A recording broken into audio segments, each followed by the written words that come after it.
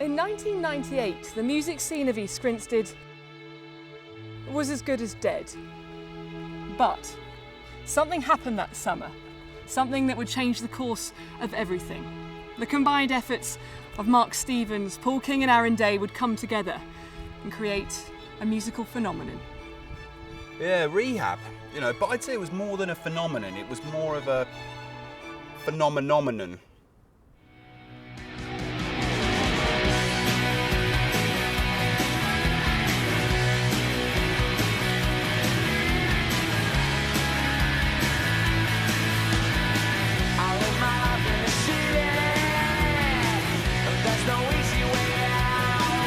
Mark and I, we formed the band Rehab, and we said to each other, if we're going to do this, we are going to go big. We are going to go all the way. So with Mark playing lead guitar, myself playing rhythm guitar, we were missing one element, the missing link. Paul came to us and said he had the Range of Damon album from Blur. It was an obvious choice, really. We were the East Grinstead Beastie Boys, but we needed a drummer. Why did I want to join Rehab? Exploration of music, obviously. So we jammed, we wrote songs, we played hard, we jammed some more, and then 2 hours later, we decided we needed to play a gig. But then we thought, why play a gig? Why not play a festival? And so it was here, at the Chequermead Arts Centre on the 15th of August 1998. Mark Stevens and Aaron Day curated a festival that would pass into legend. They named it Alternative 98. I mean, it was put on out of love for the town, really. There wasn't a profit made. Mark Stevens definitely didn't make any money out of this.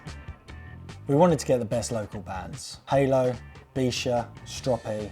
It was obviously a very exciting time. My band Stroppy were, of course, the biggest band for many miles around, not just in East Grinstead, but Lingfield, Hartfield, Smallfield, all the fields, even as far as Oxted, actually. So when this call came in asking us to perform at a local festival, we thought, you know what, it's time to give something back.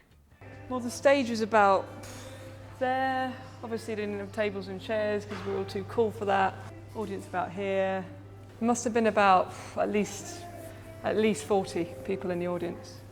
Crazy, really, crazy numbers. But it was a little bit like playing at a youth club. All the audience were about 15 years old, and there was this one girl who looked like a young Jamie Lee Curtis.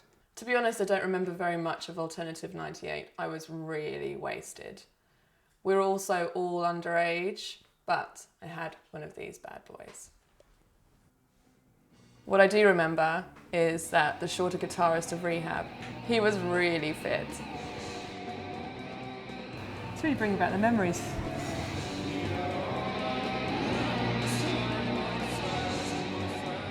It was a life-changing moment. It was something we knew the town would be talking about for a long time.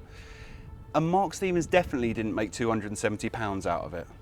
Sadly, no video footage of that night exists, but I was here. In fact, literally right here, I got off with the lead singer of Rehab. Anyway, I can tell you I know about East Grinstead and I know about its people. In fact, I've been to every Mayfair since 1992. And nothing can match Alternative 98, a seminal moment. It was all right. If Stroppy hadn't been playing, I doubt anyone would have shown up. It certainly didn't compare with the time that Stroppy supported a little-known band called Coldplay at the Tunbridge Wells Forum. Sure you remember that.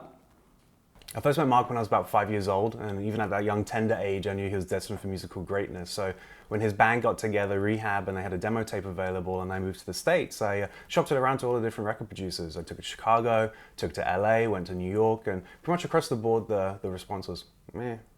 Rehab were the East Grinstead band. They started hardcore touring. I mean, they played the Dormansland Coach House, Tunbridge Wells Forum. Yeah, we were on the road for 2 days.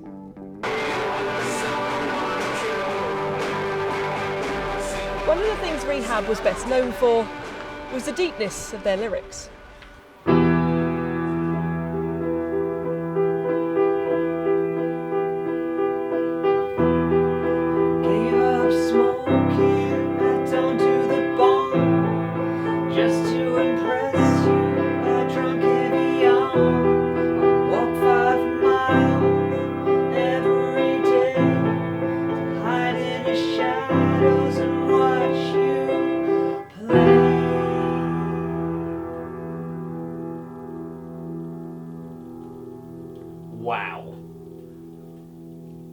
In those lyrics you can hear the point at which the hedonism of Mark's early life ended, and he's famously been a pillar of restraint and moderation ever since.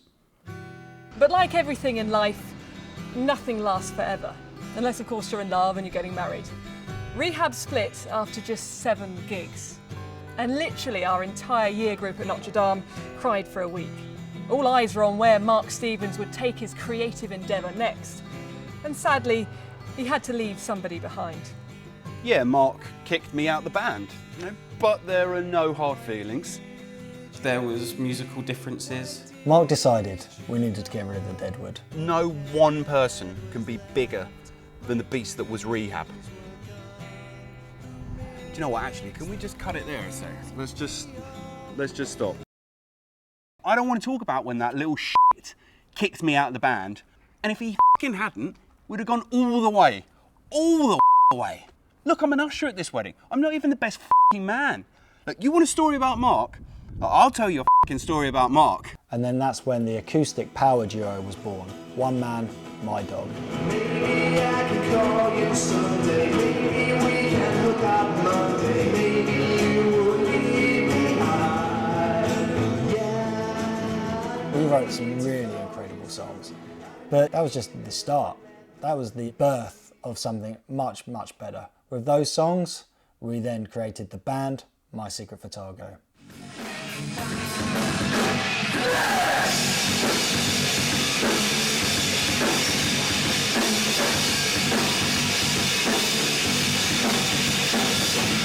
I didn't really listen to the music of My Secret for Targo, but the singer is really fit. They were East Grinstead's answer to the emo scene, if you remember that. Bit too pretentious, bit up their own arse, but yeah. So what were you doing musically at that time, Dan? I was working on my rock opera about the effects of global warming on the Inuit community. Nelly Furtado were on the rise, but they needed someone special to push them stratospheric, to push them to the dizzy heights of fame. They needed their own Brian Epstein. So I said to them, they're going to have to play Jumping Jacks in East Grinstead. It was the only way they were going to make it. I said, go big or go home.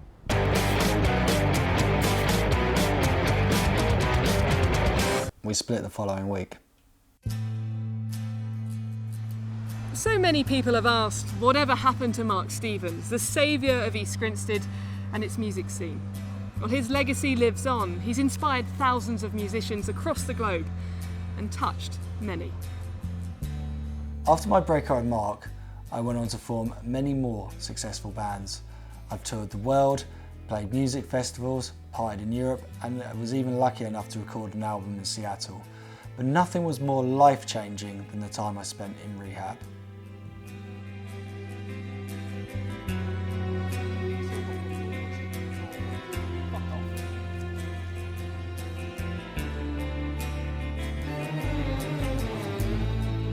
I suppose I was both the Lennon and the McCartney of the East Grinstead music scene. And Mark was its Bowie. Very good and influential, but just not as good as me. Either of me.